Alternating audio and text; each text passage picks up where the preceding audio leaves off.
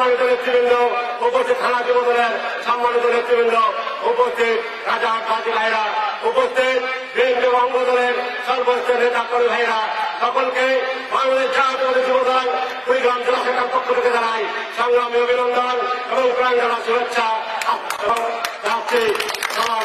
আসসালামু আলাইকুম। সাথী ভাইরা, আজকে সময় অত্যন্ত কম।